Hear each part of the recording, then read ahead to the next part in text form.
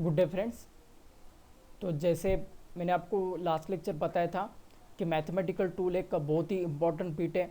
हमें 11th-12th में जितना भी मैथमेटिक्स का कंसेप्ट लगता है तो वो सभी कंसेप्ट को हम सॉर्ट आउट करने वाले हैं इस सेक्शन में। तो इस सेक्शन का फर्स्ट मॉड्यूल यहाँ पर हम देखने वाले हैं जिसका नाम है अलजेब्रा एंड मेंसुरेशन।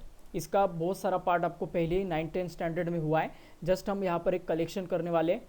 तो स्टार्ट करते हैं हम इस बीट को। तो देखो अब इस पूरे चैप्टर में हम इतने सारे बीट्स को अच्छे से स्टडी करने वाले हैं जिसका फर्स्ट बीट है अलजेब्रा। तो अलजेब्रा के सभी फॉर्मूलेज आपको नियर बाय नोन है जो हम 5th 6th 7th 8th 9th 10th standard में स्टडी करते हैं। ये पहला फॉर्मूला है a plus b whole square is equal to a square plus 2ab plus B square. दूसरा फॉर्मूला है a minus b whole square is equal to a square minus 2ab plus B square. Third formula रहेगा a plus b plus c whole square is equal to a square plus B square plus c square plus 2ab 2bc plus 2c है। A plus b a minus B is equal to a square minus b square. Fifth formula रहेगा a plus b whole cube is equal to a cube plus b cube plus 3ab plus a b. Six formula रहेगा a minus b whole cube is equal to a cube minus b cube minus 3ab in bracket a minus b. A plus b whole square minus a minus b whole square is equal to 4ab। A plus b whole square is equal to a plus b whole square plus a minus b whole square is equal to 2 in bracket a square plus B square. Ninth formula रहेगा a cube minus b cube is equal to a minus b in bracket a square plus B square plus a b. और last वाला formula रहेगा a cube plus b cube is equal to a plus b in bracket a square plus B square minus A B. ठीक है, तो ये सभी formulas हुए आपको, लेकिन इन सभी फॉर्मूलेज को आप याद रखिएगा, नोटबुक के पीछे लिखना मत भूलिएगा। ओके, जो भी आप फिजिक्स का 11th-12th का नोटबुक बनाने वाले हो, ये सभी मैथमेटिकल मॉड्यूल्स के जो फॉर्मूलेज है उन सभी को आपको वहाँ पर लिखना है। मतलब जब कभी भी आपको फिजिक्स में कोई फॉर्मूला लगेगा मैथमेटिक्स का तो आपको याद करने की ज़रूरत नहीं गिरनी चाहिए, जस्ट आप नोटबुक के पीछे देखकर उसे अच्छे से लिख सकते हो। ओके, इसके बाद सेकंड बीट है जिसे कॉम्पोनेंटो एंड डिविडेंडो मेथड कहा जाता है। रेशोज अगर दिया जाए आपको a by b is equal to C by d, then अगर हम बेस को न्यूमरेटर से ऐड और डिनोमिनेटर से सब्ट्रैक्ट भी करते हैं तो आंसर और ये रेशो वैसे वैसे रह जाता है। So a plus b divided by a minus b equal to c plus d divide by c minus d. उसके बाद थर्ड बीट है क्वाड्रेटिक इक्वेशन। क्वाड्रेटिक इक्वेशन पता है आपको, सेकंड डिग्री का जो इक्वेशन होता है उसे हम क्वाड्रेटिक इक्वेशन कहते हैं, जिसका जनरल फॉर्म कुछ ऐसा है a x square plus b x plus c is equal to zero. ये ए का वैल्यू कभी भी जीरो नहीं होना चाहिए, बी और सी जीरो रहा तो चलता है। This is called the quadratic equation. Okay, so the roots of quadratic equation are given by using this formula method. x is equal to minus b plus और minus under root b square minus 4ac divide by 2a। a मतलब x square का coefficient, b मतलब x का coefficient और c मतलब constant रहेगा। Okay, तो ये आपने 10th स्टैंडर्ड में स्टडी किया था। तो लाइक दैट हमें ये 11th-12th में भी लग सकता है जब किसी इक्वेशन के रूट्स फाइंड आउट करना हो तब। ओके, तो नेक्स्ट बीटा देखो आप, अगर अल्फा एंड बीटा अगर रूट्स है क्वाड्रेटिक इक्वेशन के, देन सम ऑफ रूट्स हम गिवन करते हैं alpha plus beta is equal to minus B by A and product of roots is equal to C by A. Okay, तो ये method अगर आपको अच्छे से पता है, 10th में हुआ है आपको, तो आप इन दो सवालों के जवाब जरूर देने की कोशिश कीजिएगा। ये फर्स्ट क्वेश्चन है 10x square minus 27x plus 15 is equal to zero and 6x square minus 13x plus 6 is equal to zero. दोनों भी क्वेश्चन का आंसर आप बाय यूजिंग फॉर्मूला मेथड निकाल सकते हो। ओके, इसके बाद सबसे इंपॉर्टेंट बीट है जिसे बायनोमियल थ्योरम कहा जाता है।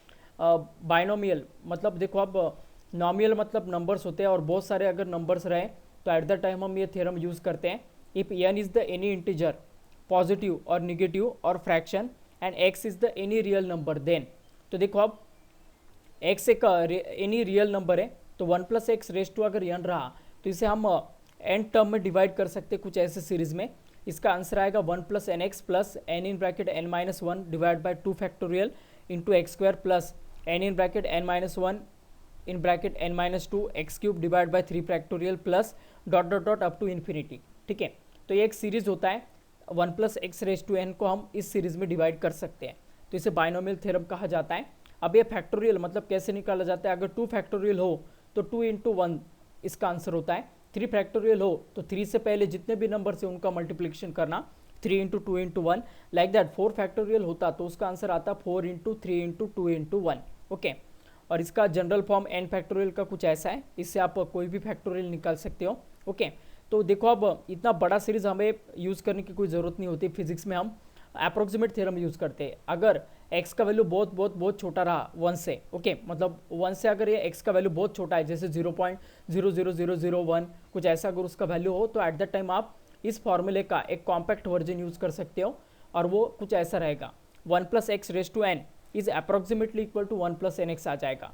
याद रखिएगा, बार बार मैं कह रहा हूँ कि अगर x का वैल्यू बहुत छोटा रहा 1 से, तभी आपको ये फॉर्मूला यूज़ करना है, अदरवाइज आपको ये पूरे फॉर्मूले से उसका आंसर निकालना पड़ेगा। तो 1 + x⁻n रहा तो 1 + nx आंसर आएगा, 1 + x⁻n रहा तो 1 - nx आंसर आएगा, 1 - x⁻n रहा तो 1 - nx आंसर आने वाला है, 1 - x⁻n अगर रहता है तो इसका आंसर 1 + nx आएगा। तो ये चारों टर्म्स याद रखिएगा, फिजिक्स में हमें बहुत ज़्यादा बार ये बीट लगता है। अब इसका यूज़ कैसे करना है, इसका कुछ एग्जाम्पल मैंने यहाँ पर दिया है। इवेलुएट 1001 रेज टू 1/3, मतलब क्यूब रूट निकालना हमें 1001 का, okay, up to 6 places decimal places, without any calculator, without any method, हमें by using just binomial theorem इसका आंसर निकालना है, अप्रोक्सीमेट क्यों ना हो, 6 डिजिट प्लेस तक निकालना है। तो जैसे आपको पता होगा 1 + x⁻n रहा तो इसका आंसर हम 1 + nx लिखते हैं अप्रोक्सीमेटली। तो हमें अब इसे 1001 को रिप्रेजेंट करना है 1 + 1000 से, ओके।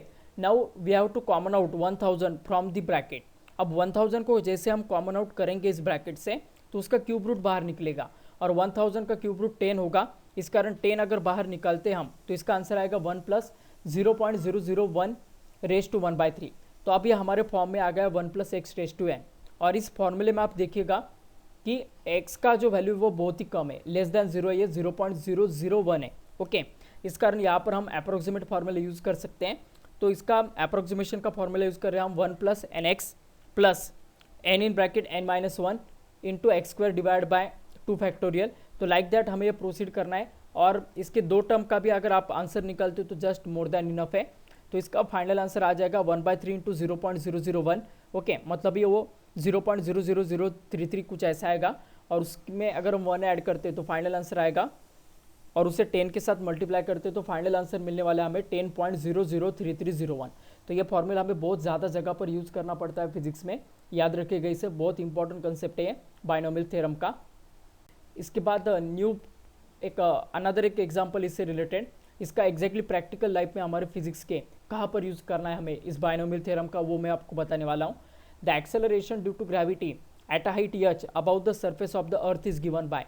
तो एट अ हाइट h पर एक्सेलरेशन ड्यू टू ग्रेविटी हम gh से डिनोट करते हैं, और ये gh का वैल्यू किस फॉर्मूले से हम निकाल सकते हैं, g into r² divide by r + h whole square. तो ये आपको 9th स्टैंडर्ड में हुआ कंसेप्ट है। तो if h is very very greater smaller than r, then shows that gh is equal to g in bracket 1 - 2h by r। तो इसका ये अप्रोक्सीमेट फार्मूला है acceleration due to gravity at a height h का, okay. तो आप कैसे solve करना है, देखो नीचे के टर्म से, डिनोमिनेटर से आपको r² कॉमन आउट करना है। तो अगर हम r² कॉमन आउट करते तो ब्रैकेट में आएगा 1 + h by r whole square. तो ये ऊपर वाला r² नीचे वाला r² कट हो जाएगा, ओके, और फाइनली बचने वाला g by 1 + h by r whole square. अब ये नीचे होल स्क्वायर है, तो ये अगर ऊपर चला जाए तो वो रेज टू -2 बन जाएगा। तो आंसर आएगा g in bracket 1 + h by r raise to -2, okay. तो जैसे उन्होंने पहले ही मेंशन किया है कि h का वैल्यू बहुत ही छोटा है एज कम्पेयर टू r, इस कारण h बाय r का जो रेशियो होगा वो बहुत ही कम आने वाला है, ओके। और इसे हम हमारे अप्रोक्सीमेट फॉर्मूले के साथ डील कर सकते हैं, 1 + x raise to -n is equal to 1 - nx, okay. तो n का वैल्यू यहाँ पर आएगा 2 और x का वैल्यू आने वाला है h बाय r। तो आंसर आएगा इसका gh is equal to g in bracket 1 - 2h by r। तो यहाँ पर हमारा बायनोमियल थ्योरम खत्म होता है। इसके बाद मेंसुरेशन पर कुछ फॉर्मूलेज दिए हैं। सर्कमफरेंस ऑफ सर्कल आपको पता होगा 2πr होता है, और in terms of diameter πd होगा।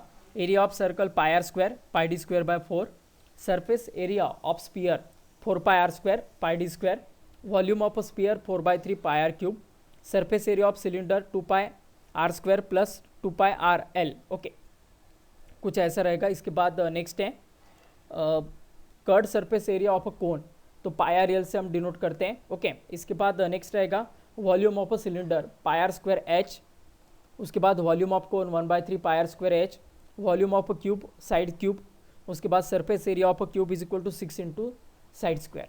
तो ये कुछ जनरल फॉर्मूले से मेंसुरेशन के जो हमें 10th स्टैंडर्ड में हुए हैं, तो इनका एक जस्ट कलेक्शन यहाँ पर मैंने किया है, ओके। इसके आगे भी कुछ फॉर्मूलेज है, उसका भी कलेक्शन यहाँ पर करके रखिएगा। तो यहाँ पर कुछ क्वेश्चन दिए आपको related to the quadratic equation, binomial theorem. Okay, तो इन सभी सवालों के जवाब आप ज़रूर निकालिएगा, बहुत इंपॉर्टेंट बीटे हैं। अगर आपको ये लेक्चर पूरा अच्छे से समझ में आ गया तो इन सभी सवालों के जवाब आपको ज़रूर देते आएगा। सॉल्व कीजिएगा। अगर किसी बीट में या किसी क्वेश्चन में प्रॉब्लम होता है, आपका आंसर नहीं आ रहा है, तो मुझे ज़रूर कमेंट बॉक्स में कमेंट कीजिएगा, उसका आंसर मैं आपको ज़रूर बताऊँगा। ओके, तो इसके बाद देखो आप कुछ और भी question related to the mensuration, इनको भी आपको सॉल्व करना है। Just find the surface area volume of a cylinder of length 10 centimetre and radius 2 centimetre. तो जनरल क्वेश्चन से है जो हम 10th स्टैंडर्ड में स्टडी करते हैं। तो इन सवालों के जवाब और उनके आंसर्स भी यहाँ पर मैंने दिए हैं। तो अगर किसी क्वेश्चन में अगर प्रॉब्लम हो तो ज़रूर पूछिएगा, मैं आपको उसका आंसर ज़रूर बताने की कोशिश करूँगा। ठीक है, तो आज के मॉड्यूल में इतना ही। इसके आगे भी जो मॉड्यूल आने वाला है वो ज़रूर देखिएगा। आपको अभी जो स्लाइड पर जो लिंक नज़र आ रहा है उसे क्लिक करके आप अगले मॉड्यूल्स को देख सकते हो अच्छे से। तो मेरा चैनल सब्सक्राइब करना मत भूलिएगा, फिजिक्स मेड इजी। उसके बाद मेरा टेलीग्राम चैनल है फिजिक्स मेड इजी, और ये मेरा व्हाट्सअप नंबर है जिस पर आप डाउट डिफिकल्टी इस टॉपिक से रिलेटेड मुझसे पूछ सकते हो। Okay, so today we will stop here, in next lecture we will continue the rest part.